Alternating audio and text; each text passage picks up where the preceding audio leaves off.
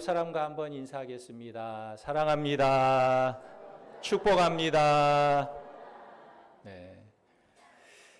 오늘 말씀은 두려워하지 말라라는 제목으로 말씀을 전하겠습니다. 오늘날 우크라이나에서 일어나는 전쟁을 보면서 우리의 마음에도 걱정이 생기기도 합니다. 우리나라는 아직도 세계에서 유일한 분단 국가입니다.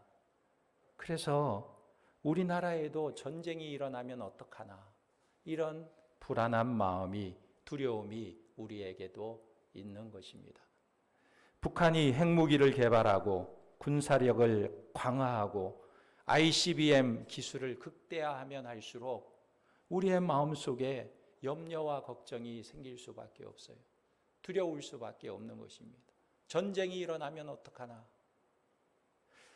그런데 오늘 본문 1절에 보면 1절 말씀에 하나님께서 이스라엘 백성들에게 이렇게 말씀하세요. 내가 나가서 적군과 싸우려 할 때에 말과 병거와 백성이 너보다 많음을 볼지라도 그들을 두려워하지 말라. 애굽 땅에서 너를 인도하여 내신 내 하나님 여호와께서 너와 함께 하시느니라. 오늘 본문 말씀을 우리가 자칫 잘못 생각하면 마치 하나님께서 전쟁을 코치하는 것처럼 보이는 것입니다. 1절에 내가 나가서 적군과 싸우려 할 때에 이러이러하게 하라. 그러니까 전쟁에 대해서 하나님께서 코치하는 것처럼 느껴질 수 있어요.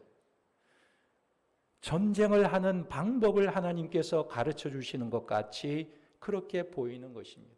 그런데 오늘 말씀이 정말 그런 말씀인가? 정말 전쟁을 가르치는 말씀일까요? 하나님께서 그럴 리가 없지요.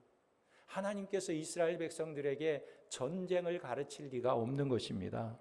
그러면 갑자기 왜 신명기 20장에 와서 전쟁에 대해서 말씀하시는가? 오늘 본문 말씀을 어떻게 이해해야 하는가? 그런 생각이 드는 것입니다. 오늘 말씀은 전쟁에 대해서 잘하는 방법에 대해서 말씀하시는 것인가? 그게 아니라면 무엇을 말씀하고 있는지 살짝 고민이 되었던 것입니다. 그런데 오늘 말씀 2절에 보면요, 제사장이 등장하는데 눈이 번쩍 뜨이는 거예요. 2절 말씀을 보면 너희가 싸울 곳에 가까이 가면 제사장은 백성에게 나아가서 고하여 그랬습니다. 아니, 전쟁을 코치한다면 왜 제사장이 등장할까요? 제사장이 등장해서 백성들을 격려하는 말이 나오는데 그 내용이 이렇습니다. 3절 이하에 보면 말하여 이르기를 이스라엘아 들으라 너희가 오늘 너희 대적과 싸우려고 나왔으니 마음에 겁내지 말며 두려워하지 말며 떨지 말며 그들로 말미암아 놀라지 말라. 너희 하나님 여호와는 너희와 함께 행하시며 너희를 위하여 너희 적군과 싸우시고 구원하실 것이라 할 것이며. 그러니까 이 오늘 본문 말씀은 무슨 말이냐면 전쟁 이야기라기보다는 하나님의 땅에서 하나님 앞에 살아가는 백성들의 삶의 이야기를 하고 있다는 거예요. 신명기 19장부터 계속해서 하나님께서 하시는 말씀이 뭐냐면 하나님의 땅에서 하나님의 백성들은 어떤 삶을 살아야 하는가를 이야기하고 있다는 사실입니다. 그런데 오늘 말씀에서는요, 만약에 너희가 하나님이 주신 땅에서 살 때 전쟁이 나게 되면 어떻게 해야 할 것인가를 말씀하고 있는 것입니다. 그러니까 이 말씀은 전쟁을 하라는 것이 아니에요. 전쟁이 일어나더라도 두려워하지 말라는 것입니다. 전쟁은 내가 하고 싶지 않아도 내가 안 하려고 해도 상대방이 나에게 쳐들어오고 공격을 하면 전쟁이 일어날 수밖에 없는 거예요. 그러나 너희에게 전쟁이 일어나더라도 너희는 두려워하지 말라 말씀하고 있는 것입니다. 왜 두려워하지 말아야 할까요? 전쟁이 나면 무서운데 왜 두려워하지 말라고 말씀합니까? 어떻게 우리는 전쟁이 일어나는데도 두려워하지 않을 수가 있습니까? 그 이유가 무엇이냐면 하나님이 우리와 함께 하시기 때문이다 말씀하십니다. 그런데 문제는요, 하나님이 나와 함께하는 것을 내가 어떻게 믿을 수 있습니까? 전쟁이 났어요. 하나님이 우리와 함께 하시는 것을 어떻게 믿을 수 있습니까? 그것이 바로 1절 말씀입니다. 1절에 보면 내가 나가서 적군과 싸우려 할 때에 말과 병거와 백성이 너보다 많음을 볼지라도 그들을 두려워하지 말라. 애굽 땅에서 너를 인도하여 내신 내 하나님 여호와께서 너와 함께 하시느니라. 말하자면 하나님이 우리와 함께 하시니까 우리는 두려워할 필요가 없는데, 하나님이 함께 하시는 것을 무엇을 보고 알 수가 있느냐 하는 것입니다. 무엇을 보고 알 수 있느냐? 애굽에서 너희를 건져내신 내 하나님을 보라. 그것을 보면 알 수 있지 않느냐? 이렇게 말씀하시는 거예요. 이게 중요한 말씀인 것입니다. 말하자면 이런 거예요. 하나님께서 이스라엘을 애굽에서 건져내서 약속의 땅에 들어가게 하시려는 것이 첫 번째 프로젝트인데, 이 프로젝트를 실행하는 데 있어서 제일 큰 일이 무엇이냐면, 하나님께서 그 강대국인 애굽에 종살이하고 있는 이스라엘 백성들을 그 나라에서 건져내는 일이 가장 큰 일이었다는 거예요. 그리고 애굽에서 건져낸 뒤의 일은 하나님께 별로 그렇게 힘든 일이 아닙니다. 하늘에서 만나 내리는 것 늘 하나님께서 내려주시는 일이에요. 홍해 바다를 건너는 것, 하나님은 물 위도 걸으시는 하나님이신데 그거 아무것도 아니에요. 그런데 애굽은 당시에서 세계에서 가장 강력한 군대를 가지고 있고 세계를 지배하는 강력한 나라였습니다. 이런 나라에서 노예살이를 하고 있는 이스라엘 백성들을 건져낸다는 것이 엄청난 대변혁의 역사라는 거예요. 엄청난 큰일이라는 것입니다. 그런데 하나님께서 어떻게 하셨느냐? 그 일을 행하셨다는 거예요. 애굽의 강한 나라에서 노예살이를 하던 이스라엘 백성들을 건져내셨다는 것입니다. 그렇게 이스라엘을 하나님께서 건져내셨다면 그 다음에 일어나는 일들, 가나안 땅에서 일어나는 전쟁은 이제 아무것도 아니라는 거예요. 아무것도 아니라는 것입니다. 그러니까 애굽에서도 너희들을 건져냈는데 너희들이 가나안 땅에서 살 때 주변의 작은 민족들이 너희들을 공격해 올 때 그거 두려워하지 마라. 내가 너희를 애굽에서 건져내지 않았느냐. 그러니 전쟁이 일어난다고 해서 두려워하지 말라 말씀하고 있는 것입니다. 그래서 하나님이 우리와 함께 하신다는 것을 오늘 이렇게 설명하고 있는 거예요. 1절 하반절에 애굽 땅에서 너를 인도하여 내신 내 하나님 여호와께서 너와 함께 하시느니라 그랬어요. 너희가 보지 않았느냐? 너희가 경험하지 않았느냐? 너희 조상들이 애굽에서 종노릇하지 않았느냐? 그런데 오늘 너희가 가나안 땅에 들어가서 자유롭게 살고 있지 않느냐? 누가 행했느냐? 내가 그렇게 하지 않았느냐? 그런데 내가 지금도 너희와 함께하고 있다 말씀하고 있는 것입니다. 그런데 이 말씀이요, 오늘 신약시대에 오면 이 말씀이 우리에게 어떻게 등장하냐면 로마서 8장 31절에서 32절에 이렇게 말합니다. 신약 성경에서 하나님이 우리 편이시다는 것을 무엇으로 설명하고 있냐면 로마서 8장 31절에 그런즉 이 일에 대하여 우리가 무슨 말하리요? 만일 하나님이 우리를 위하시면 누가 우리를 대적하리요? 자기 아들을 아끼지 아니하시고 우리 모든 사람을 위하여 내주시니가 어찌 그 아들과 함께 모든 것을 우리에게 주시지 아니하겠느냐. 할렐루야. 자기 아들을 우리를 위하여 내어주신 분이 하나님이신데 우리를 위하여 무엇을 못 주시겠냐는 거예요. 자기 아들을 내어주신 하나님께서 다른 것은 우리에게 주실 수 없겠느냐는 거예요. 그래서 우리는 이걸 보면서 확신을 가져야 하는 것입니다. 하나님께서 나를 위하여 어떤 일을 행하셨는가?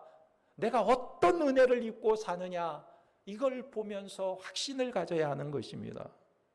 그런데 하나님께서 우리를 구원한 그 시점이 언제냐면 로마서 5장 8절에 보면 우리가 아직 죄인 되었을 때 그리스도께서 우리를 위하여 죽으심으로 하나님께서 우리에 대한 자기의 사랑을 확증하셨느니라 그랬습니다. 내가 아직 죄인일 때, 내가 뭔가 깨닫고 돌이키고 회개하고 뉘우치고 이제 바르게 살아야지 하고 하나님을 붙잡으려고 막 간절히 하나님을 구할 때가 아니고 아직도 하나님을 모르고 죄짓고 있는 중에 있을 때 하나님이 어떤 일을 행하셨느냐? 나를 구원하기 위하여 예수 그리스도를 십자가에 못 박아 죽게 하시고 우리를 구원하셨다는 거예요. 이처럼 크고 위대한 일이 어디에 있습니까? 그러므로 구약에서 하나님의 큰 일은요, 이스라엘 백성들을 애굽에서 건져낸 일이라고 한다면 신약에서 하나님이 가장 큰 일은 십자가에 자기 아들을 못 박은 일이라는 거예요.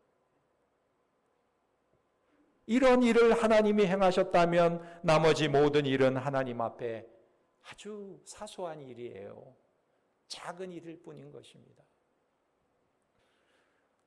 자기 아들을 주셨는데 그 후에 일어나는 우리의 인생의 모든 문제들, 내 삶의 문제, 사업의 문제, 자식의 문제, 먹고 사는 문제, 이 모든 문제들은 아주 작은 문제에 불과하다는 거예요. 마찬가지입니다. 오늘 이스라엘 백성들에게 하나님이 말씀하시는 것이 무엇입니까? 애굽의 종되었던 너희들을 내가 애굽의 바로 왕의 손에서 건져내었다면 그 후에 너희가 가나안 땅에 들어가서 살 때에 그 땅에서 일어나는 전쟁이나 먹고 사는 문제나 이 모든 문제는 사소한 문제라는 거예요. 큰일이 아니라는 거예요. 왜냐하면 하나님께서 여전히 이스라엘 백성들과 함께하고 계시기 때문에 그렇다는 말씀입니다.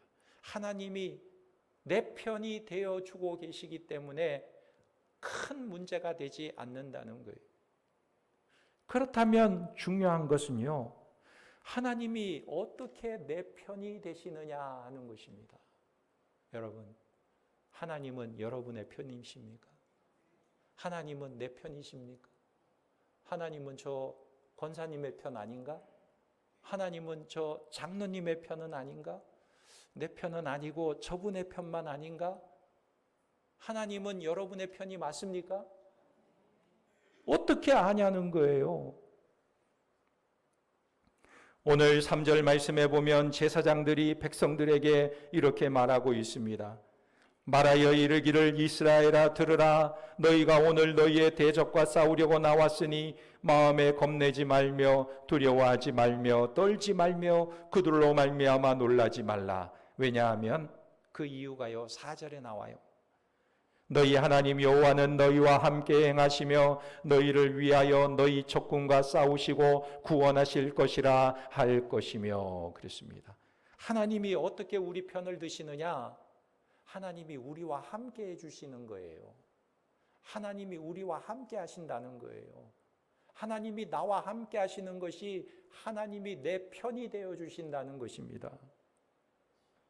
그래서 성경에 보면 하나님의 별명이 두 가지예요. 하나는 뭐냐면 임마누엘. 그래서 우리가 마태복음 첫 장을 펴보면 제일 먼저 등장하는 이야기가 예수님을 임마누엘이라고 말합니다. 하나님이 우리와 함께 하신다. 그리고 마태복음을 닫으면서 28장에 보면 제일 마지막 결론이 뭐냐면 온 세상의 모든 권세를 가지신 그분이 세상 끝날까지 너와 함께 하실 것이다 이렇게 말씀하고 계세요.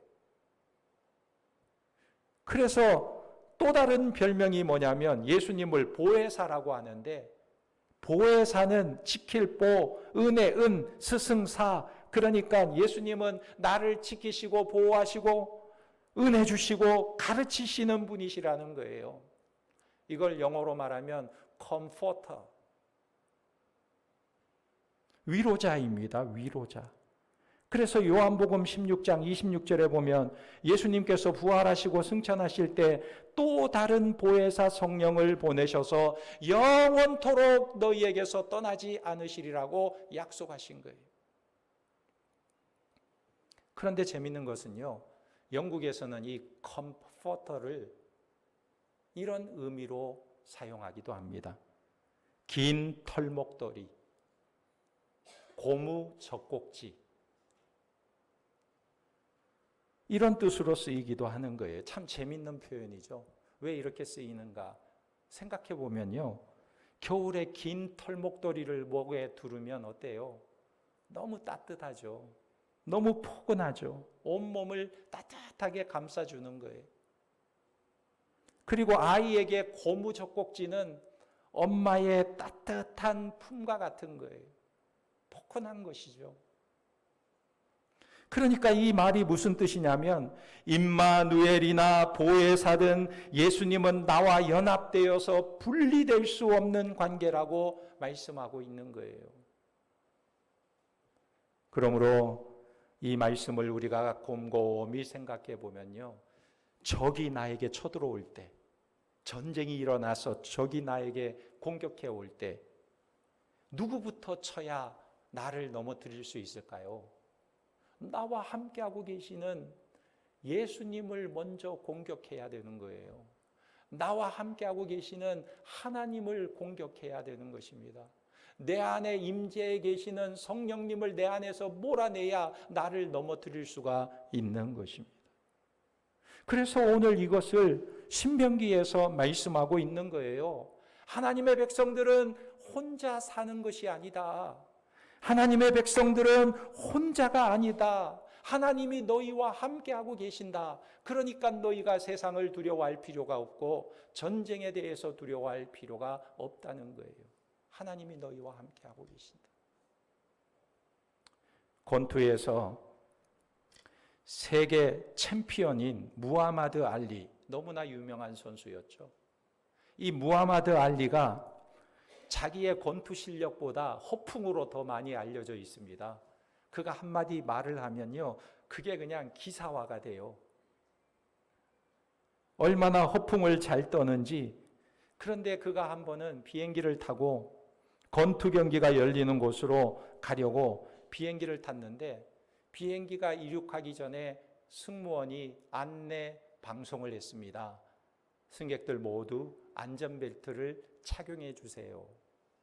그리고 이제 승무원이 이렇게 다니면서 벨트 잘 맸는지 확인하고 다니는데, 이 무하마드 알리가 벨트를 안 매고 있는 거예요.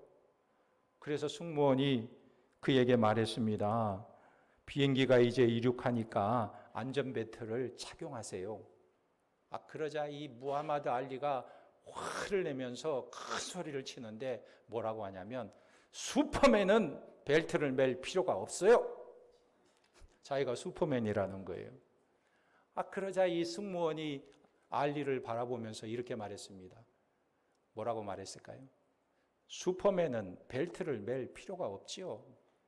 날아가면 되잖아요. 비행기 타지 말고 날아가라는 거예요. 벨트 안 매려면. 그러니까 알리가 그 이야기를 듣고 할 수 없이 벨트를 매었다 그래요. 여러분, 우리는 슈퍼맨이 아니에요. 내가 힘이 있어야 자신 있는 사람이 아니에요. 내가 날 수 있어야 용기가 있는 사람이 아니에요.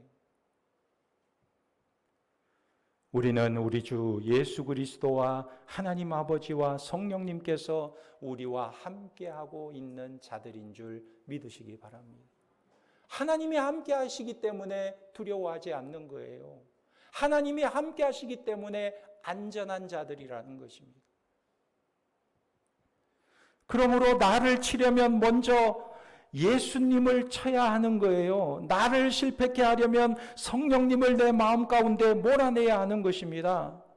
그러니까 내가 가진 힘의 근거가 어디 있느냐 할 때 우리는 늘 생각해야 하는 것입니다. 내가 가진 힘과 근거는 오직 하나님이 나와 함께 하심에 비롯되었다. 나의 자신감은 어디에 있느냐? 하나님이 함께 하심에 있다. 고백하는 자들이 되어야 하는 거예요. 여러분, 다윗이 골리앗 앞에서도 어떻게 그렇게 자신감이 충만했을까요? 왕이여, 나에게 저 골리앗과 싸울 수 있도록 나를 출전시켜 주세요. 어떻게 그런 말을 할 수 있습니까? 그 힘이 어디에 있어요? 자기의 실력에 있어요? 아니죠. 하나님이 자기와 함께하고 계심을 그는 확신했기 때문에. 그러므로 문제는 지금 내가 하나님의 사람이냐 아니냐, 이게 제일 문제라는 거예요. 내가 하나님의 사람이냐 아니냐, 내가 하나님의 편이다, 이 확신이 중요한 것이지 우리의 환경이나 우리의 조건이 중요한 것이 아니라는 거예요. 내게 얼마만큼의 무기가 있느냐, 내게 얼마만큼의 힘이 있느냐, 이게 중요한 것이 아니라 내가 지금 하나님 편이냐 아니냐, 이게 더 중요하다는 거예요. 그렇다면 하나님의 백성들은 어떤 사람입니까? 하나님의 백성들은요, 하나님께만 소망을 두는 자들이에요. 사람들을 가만히 보면 이 세상에서 무엇에 소망을 두고 사는가? 내가 얼마나 많이 가졌느냐에 소망을 두는 거예요. 내가 돈이 많으냐, 내가 지식이 많으냐, 내가 힘이 세냐, 내가 권력을 가졌느냐. 그런데 그것이 무너지면 낙심하고 절망하고 소망이 무너져 버리는 것을 보게 되는 것입니다. 왜 그렇습니까? 세상 사람들은 자기의 소망의 기초를 잘못된 곳에 두고 있기 때문에 그 기초가 흔들리면 무너져 버리는 거예요. 유명한 코닥 카메라를 아시죠? 코닥 필름. 미국의 코닥이란 사람이 제일 먼저 손 카메라를 만들게 되었습니다. 그리고 필름도 제일 먼저 만들었어요. 그러니까 이 사람이 얼마나 그 시대에 돈을 많이 벌었겠습니까?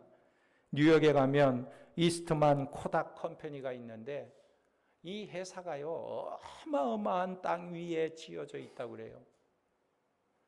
그뿐만 아니라 이 회사가 성공하면서 돈을 벌기 시작하는데 몇 천억 불을 모았다고 합니다. 어마어마한 돈이죠. 상상을 초래하는 액수의 수익을 올리는 거예요.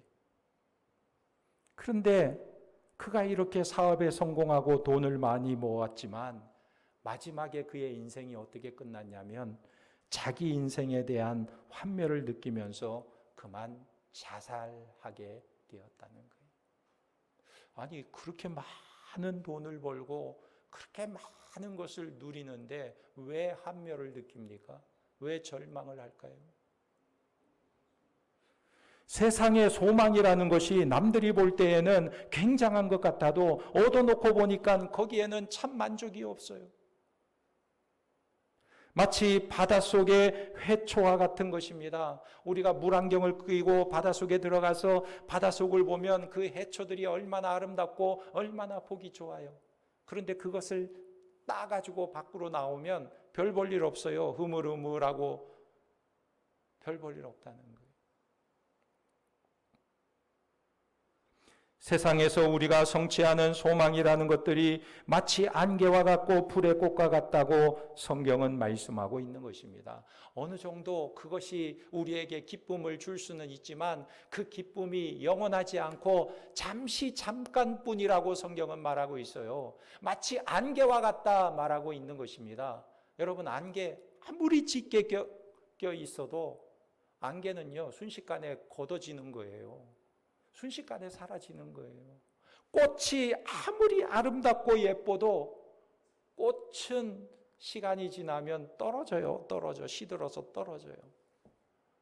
우리 교회에 오다 보면 경찰서 담 옆에 목련나무가 있어요. 봄이 되면 얼마나 화사하게 아름답게 꽃이 피는지 목련꽃. 그런데 그 다음 날부터 떨어지기 시작하네요. 사람들이 한번 밟으면 그렇게 지저분할 수가 없어요. 그렇게. 목련꽃.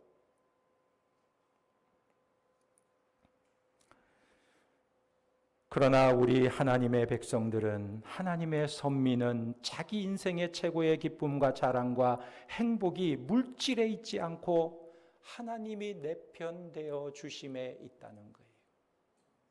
하나님이 나와 함께 하심에 있다는 거예요.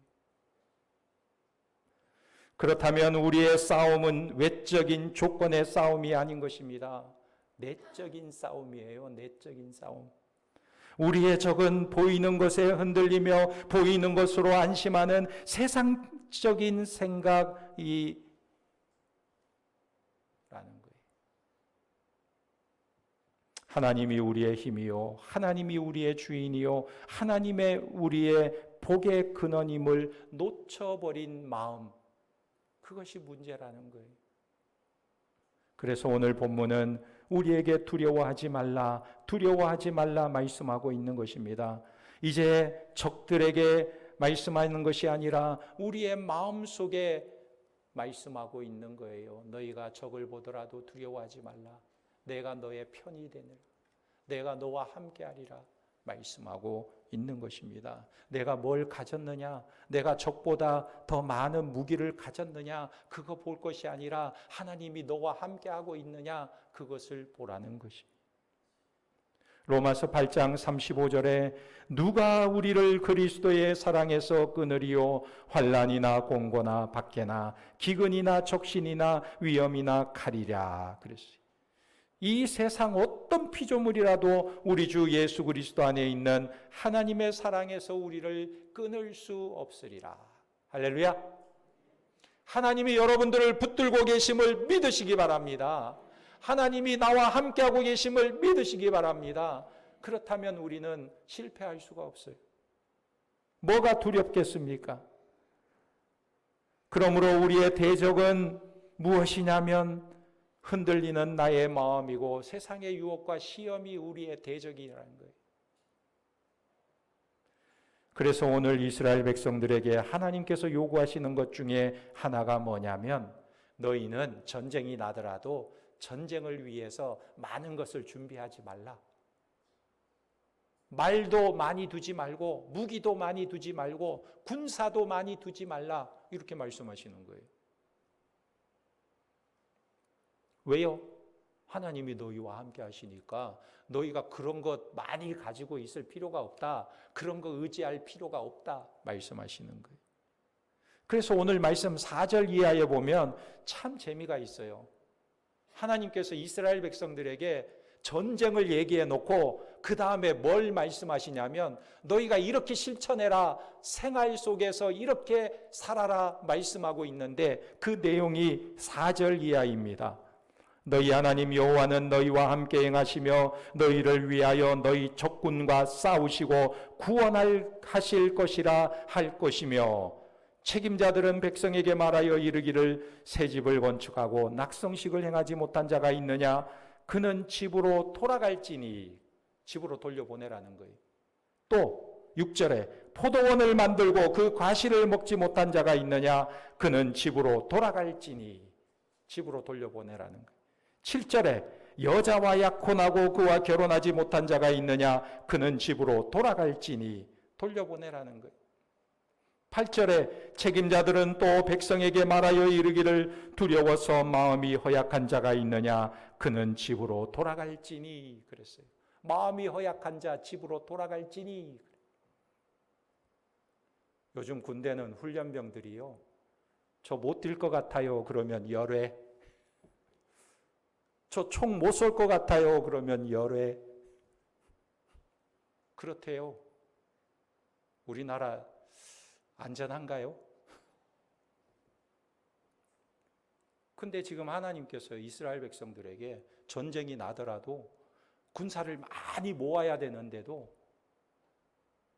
집 짓고 낙성식 못한 자가 있으면 돌려보내고, 포도를 열심히 갖고 왔는데 열매를 먹지 못한 자가 있으면 돌려보내고, 약혼을 했는데 결혼식 못한 사람이 있으면 돌려보내고, 마음이 약한 자가 있으면 돌려보내고, 다 돌려보내라는 거예요. 그럼 누가 싸워요? 누가 싸우냐고. 하나님께서 싸우시겠다는 거예요. 하나님께서 싸워주시겠다는 거예요. 너희가 힘이 없어도, 너희가 숫자가 부족해도, 너희가 무기가 없어도 하나님이 싸워주시겠다고 말씀하고 있는 것입니다. 이 전쟁의 승패가 하나님의 손에 달려있지 사람의 손에 있지 않다는 거예요. 그 수의 많고 적음에 달려있지 않다는 것입니다. 그래서 너희가 이렇게 실천하면서 살아라.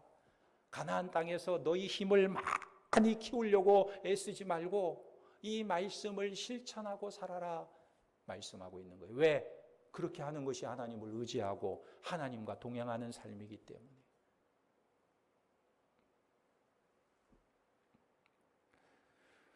그러므로 하나님께서 내 편이라는 사실을 너희가 기억하고 믿고 순종하는 삶을 살라고 하나님이 말씀하고 있는 것입니다.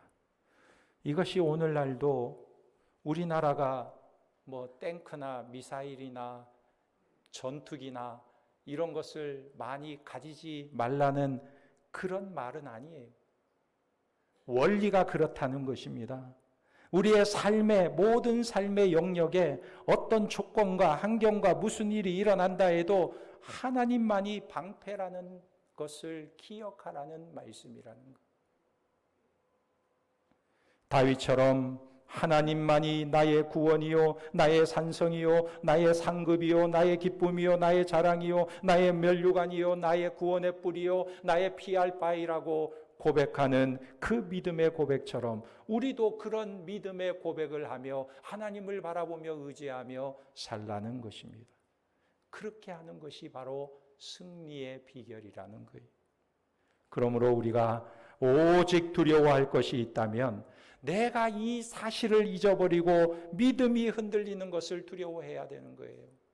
내가 하나님을 의지하기보다 더 다른 것을 의지하고자 그것을 붙잡고 그것을 많이 얻으려고 애쓰고 있는 나의 삶을 바라보면서 두려워해야 한다는 거예요. 오늘 저와 여러분들은 하나님의 편을 드는 자가 되기를 주님의 이름으로 축원합니다. 하나님의 사람다워지는 것이 하나님께서 나와 함께 하시고 나를 지키시고 나를 인도하신다는 사실을 기억하시고 하나님을 의지하고 하나님과 동행하는 거룩한 백성들이 되시기를 예수님의 이름으로 축원합니다. 아멘. 기도하겠습니다. 하나님 아버지, 전쟁은 하나님의 손에 있기에 우리가 두려워하지 않게 하시고 무엇보다도 내가 하나님의 편에 서서 하나님께서 일하시고 하나님이 지키시는 자들이 되게 하시고 그 하나님을 의지하고 하나님의 말씀에 순종하며 실천하는 삶을 살아갈 수 있도록 은혜를 베풀어 주시옵소서. 예수님의 이름으로 기도합니다. 아멘.